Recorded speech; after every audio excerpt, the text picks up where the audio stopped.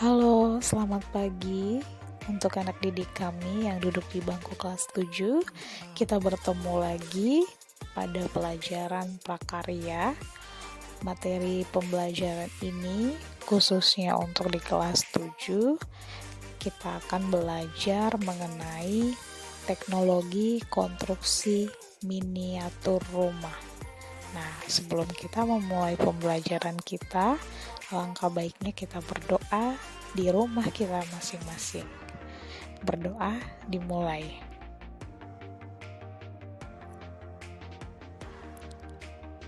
Berdoa selesai. Nah, pada materi kali ini kita akan mengetahui tentang teknologi konstruksi miniatur rumah. Jembatan pertama kali dibangun dengan sangat sederhana, seperti kayu besar, batu besar. Nah, dari sinilah manusia mempunyai ide untuk membangun dari waktu ke waktu mengalami perkembangan zaman. Nah, dari zaman ke zaman, banyak sekali mengalami perkembangan, yaitu perkembangan jembatan dari setiap zaman. Yang pertama itu jembatan zaman purba. Nah, manusia zaman purba ini melintasi sungai dengan memasang pilar-pilar batu ataupun kayu, gelondongan ataupun pohon yang tumbang dengan membentang yang sangat pendek. Jadi zaman dahulu kala sebuah jembatan itu berbahan dari kayu ataupun pohon-pohon yang tumbang itu dijadikan untuk sebagai jembatan. Nah, inilah yang dikatakan jembatan pada zaman purba. Berbeda dengan sekarang ini, kita sudah lihat banyak sekali jembatan-jembatan yang bagus sekali. Ya, jarang sudah di zaman sekarang ini kita melihat terbuat dari bahan alami ataupun kayu ataupun bambu, itu sudah jarang kita lihat. Nah, yang kedua ini perkembangan jembatan dari zaman pertengahan. Setelah dari zaman purbakala atau zaman dahulu beralih ke periode zaman pertengahan. Nah, menurut para ahli jembatan Rialto yang dibangun pada abad ke-16 di atas Grand Canal, Phoenix merupakan jembatan terbaik di zaman pertengahan dari segi pembangunan teknik dan jembatan dan estetika. Jadi dari zaman dahulu masuklah ke periode zaman pertengahan yang dimana pastinya sangat berbeda dari segi apa? Dari segi pembangunan, dari model-model atau jembatannya, lebih memiliki estetika yang dinamakan ataupun lebih mengalami perubahan yang bagus, terlihat lebih indah daripada zaman purba kala. Kali ini kita beralih ke teknologi jembatan zaman besi dan baja. Jadi pada periode ini dilatar belakangi adanya revolusi industri. Pada periode ini juga jembatan besi ini dibangun dengan menggunakan prinsip-prinsip bentuk lengkung, terutama untuk jalan raya. Teknologi konstruksi ini sangat berkembang dalam hal alat dan bahannya.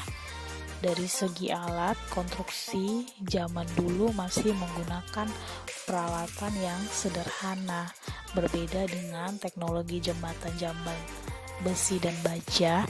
Jadi lebih terlihat kuat, lebih terlihat bagus. Nah, sekarang kita beralih ke zaman jembatan gantung. Periode ini dimulai pada zaman ke-18. Pada tahun 1825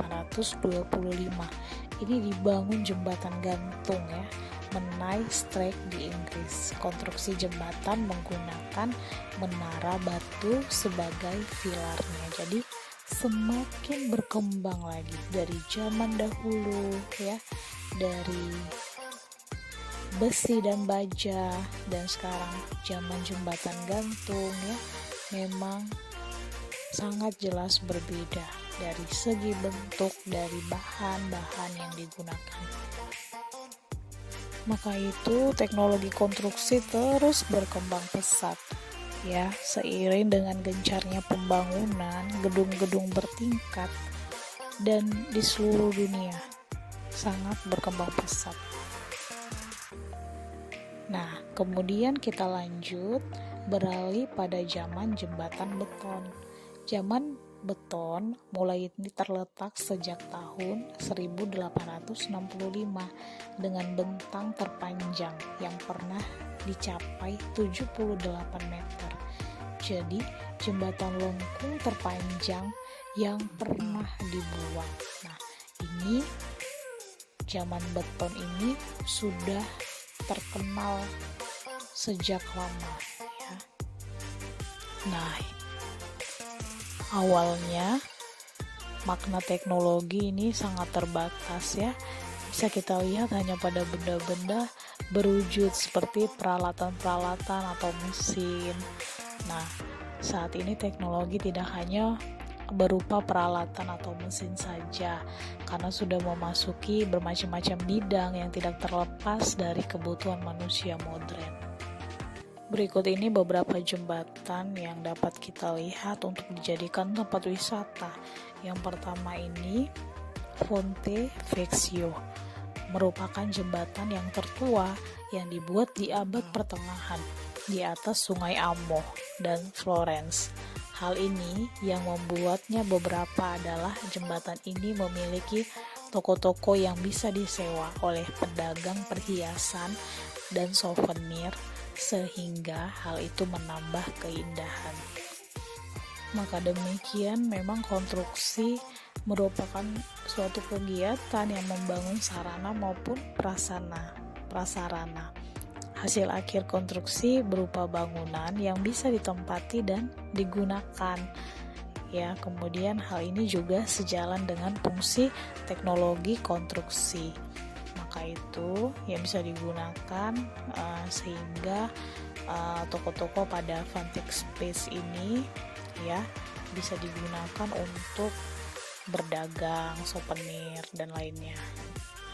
Nah, mungkin anak-anak mem di rumah bingung jembatan seperti apa sih, gambaran dari Ponte Vecchio ini bagaimana sih bentuknya. Nah, pada materi pembelajaran kita ini boleh kamu lihat, ini adalah salah satu gambar jembatan pada Ponte Vecchio ya, yang tadinya dikatakan banyak sekali orang yang di sana, di tepi-tepinya itu untuk apa? Berdagang, souvenir dan lain-lain. Jadi dengan adanya jembatan ini, banyaklah orang yang dapat menghampiri ataupun melihat ruko-ruko yang ada di sebelah jembatan tersebut. Nah, kita lihat lagi yang kedua juga ada jembatan Golden Gate Bridge. Ini adalah contohnya jembatannya. Jadi merupakan ini sebuah jembatan gantung. Golden Gate Bridge merupakan sebuah jembatan gantung yang sangat panjang.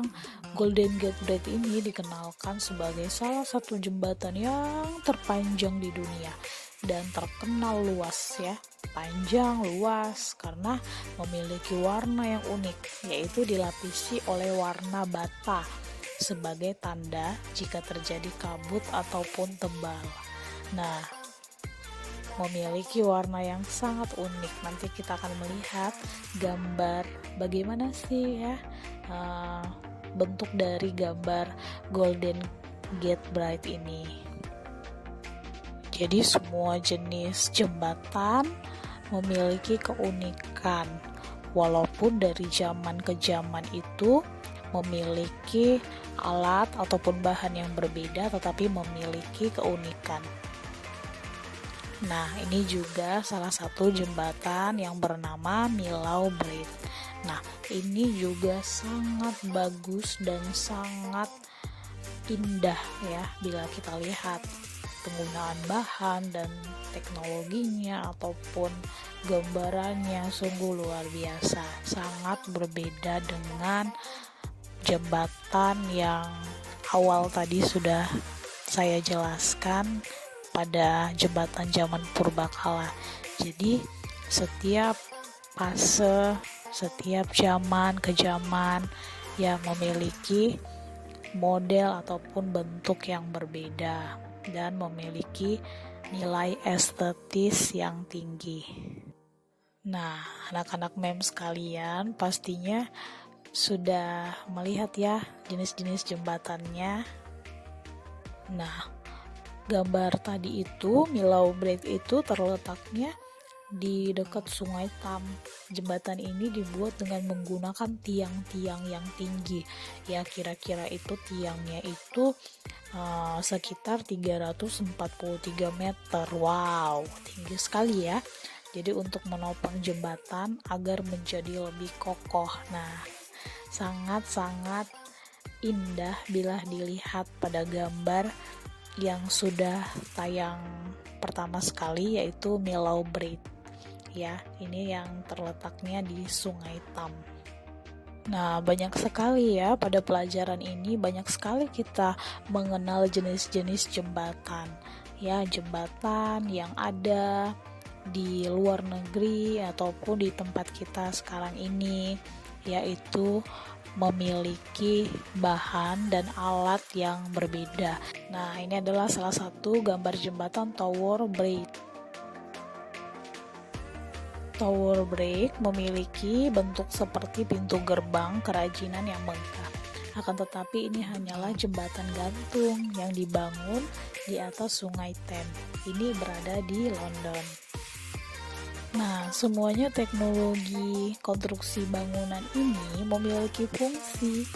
Ya, fungsinya itu dapat dilihat pada bangunan-bangunan yang digunakan, sebagai misalkan ada di sekitar jembatan itu tempat tinggal, apartemen, villa, maupun hotel. Jadi bangunan-bangunan tersebut digunakan sebagai tempat berlindung dari segala cuaca. Nah, untuk mempermudah jalan ataupun untuk memperindah juga pada bagian sebelah dari ruko ataupun villa. Kelima, Jembatan Nasional Suramadu. Nah, ini dia berdasarkan bahan bangunan utamanya. Jembatan dikelompokkan menjadi, nah, yang pertama jembatan kayu, yang kedua jembatan pasangan batu dan batu bata. Jembatan pasangan batu dan batu bata ini merupakan jembatan yang konstruksi utamanya terbuat dari batu bata. Nah, kalau dikatakan jembatan-jembatan ataupun bangunan yang dapat dilihat berdasarkan bahannya, pastinya dari jembatan kuno ataupun zaman dahulu, anak-anak sudah tahu ya apa bahan-bahan yang digunakan di sana. Tadi ada apa? Kayu, batang kayu yang tidak dipakai, ataupun bambu, itu berbentuk alam ya. Nah, berbeda dengan jembatan-jembatan yang lainnya, yang pertengahan ataupun zaman batu. Nah, sekarang jembatan beton bertulang dan jembatan beton praktekkan. Jembatan ini biasanya digunakan untuk bentang jembatan yang pendek. Namun seiring perkembangan zaman ditemukan lagi beton praktekkan, sehingga bentang jembatan yang panjang bisa dibuat dengan mudah. Banyak sekali ya pengelompokannya. Nah, semoga pelajaran ini juga boleh dapat berguna bagi kalian ya. Nah, kita lihat lagi, ada salah satu jembatan yang berbeda, yaitu jembatan komposit. Nah, jembatan ini merupakan jembatan yang dibuat dari perpaduan dua bahan yang sama ataupun berbeda dengan mempertimbangkan sifat kedua bahan tersebut sehingga dihasilkan struktur jembatan yang lebih kuat. Nah, jembatan ini memiliki perpaduan ya, dua bahan yang sama ataupun berbeda. Jadi jembatan ini ya, hasil strukturnya ini atau daya tahannya ini lebih kuat dari jembatan-jembatan yang lainnya.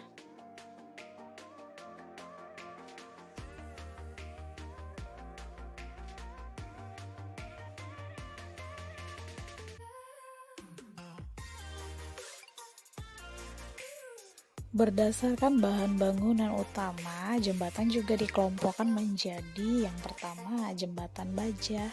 Jembatan ini berbahan dasar baja sebagai bahan konstruksi utamanya.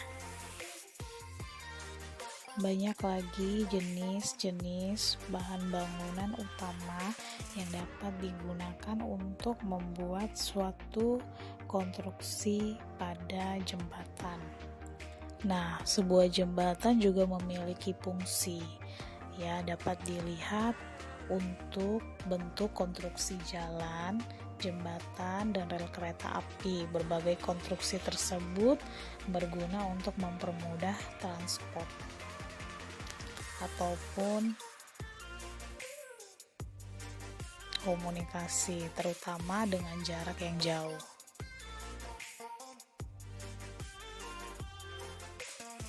Ini prosedur pembuatan konstruksi miniatur. Kita dapat memanfaatkan bahan yang ada di sekitar kita.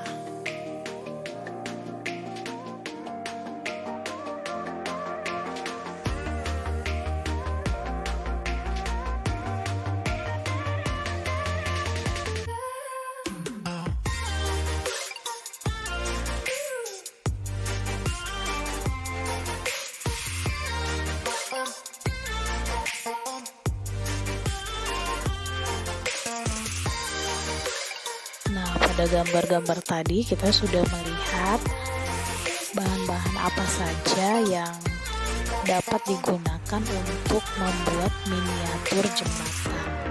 Ya, miniatur jembatan ya sama seperti hiasan ya, walaupun kita tidak membuat jembatan yang aslinya, tapi kita akan mengetahui bagaimana cara membuat ataupun apa saja bahan-bahan yang akan digunakan untuk membuat miniatur jembatan. Jadi yang pertama sekali, bahan-bahannya yang digunakan yang sudah kita lihat tadi, bisa kita gunakan dengan stik es krim, kemudian bisa kita gunakan dengan pipet, bisa kita gunakan dengan korek api, bisa kita gunakan dengan kayu. Nah, itulah bahan-bahan yang dapat kita gunakan untuk membuat sebuah miniatur jembatan. Pada akhir pembelajaran ada rangkuman-rangkuman, boleh kita baca ya. Rangkumannya, fungsi utama sebuah jembatan adalah untuk menghubungkan dua wilayah yang berbeda. Selain itu, jembatan juga berfungsi untuk membantu manusia melewati rintangan dan dapat dijadikan sebagai tempat pariwisata. Nah, di akhir video ini saya akan memberikan tugas untuk kamu kerjakan di rumah. Tugasnya boleh dapat dilihat di akhir video.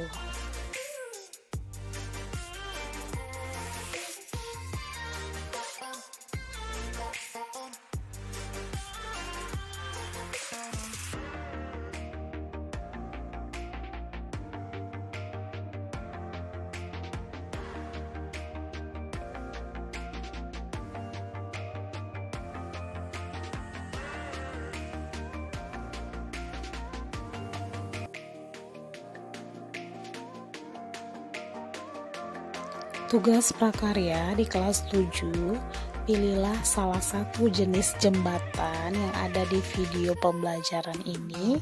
Jelaskan lewat videomu. Kirim videonya terakhir pada pukul 15 WIB dengan menggunakan pakaian seragam hari Selasa. Selamat belajar, Tuhan memberkati.